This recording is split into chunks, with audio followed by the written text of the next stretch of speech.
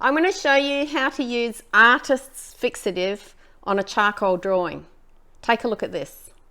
So the first thing you want to do is take your drawing outside. It's not a good idea to spray this stuff on the inside of your house. It'll go all over, all around. It sprays all around the drawing, so it's important to have it outside somewhere where it doesn't matter and you don't worry about overspray. Try and choose a day that's not too windy because you don't want your drawing to blow away and you don't want all of the fixative spray to be blasted away before it hits the paper as well. So take your drawing outside, lay it down flat somewhere where there's no dust. I've swept all around here to make sure there's no dust that's going to blast onto the drawing while I do this process. And so then we're going to come over here and shake this can like mad. It's got a little ball inside that makes lots of noise when you're shaking it. And then we want to get about 12 inches away from the drawing, and that's about 30 centimeters, and just do a light spray back and forth across the whole entire drawing, and then you need to let that dry. So it's very stinky stuff as well. That's another reason why you shouldn't be spraying it inside and breathing in the fumes.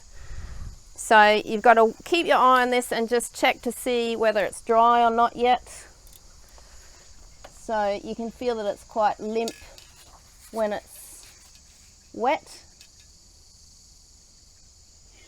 And I'm actually spraying this on a hot day outside. It's the middle of summer in Australia.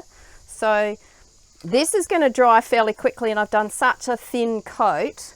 I'm going to do another coat straight on top, giving it a good shake again,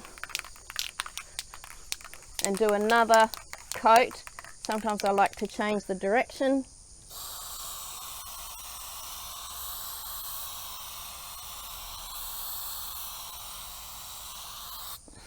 But you just never want to let it get to the stage where it's wet and the paper's buckling like crazy. So I'm just going to let this one dry for a few minutes. So you could maybe go and get a cuppa, maybe 15 minutes, come back and see how it is. So the way to test it is to see if the paper's really floppy and feels like it's damp, then you need to let it dry a little bit more. So I might pop it out in the sun for a few minutes and then come back. Okay, so that's really, really dry. It's had a really good cooking in the sunshine oven. And so now I should be right to do my third coat. I know I've got some fairly strong darks in around the eye area here and the nose and mouth. There's some very strong layers of charcoal there that are very thick. So at least 3 coats when you've got something like that.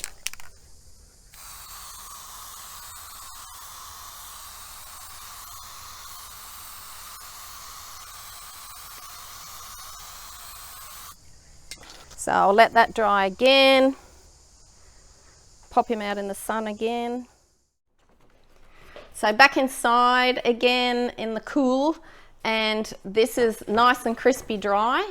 And the way to check to see whether it's been done enough is to just touch gently on the spots. I've got some charcoal on my fingers from handling this previously. You can see it's fine to touch it here, and there's no charcoal coming off on my hand here. The spots you got to watch out for is these little spots in here. So sometimes, I'm just going to check this.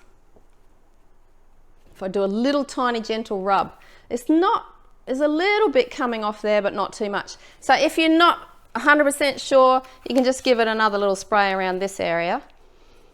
And just remember that always use the artist's fixative, not the no-no cheap alternative that a lot of people use. Check out the other video to make sure that you understand why you must use the artist fixative. And the other thing I want to show you in my next tip is A lot of the charcoal came off when I had some paper, some baking paper over the top of it. But you can fix that up after using your fixative, and I'll show you why in the next tip. I'll see you over there.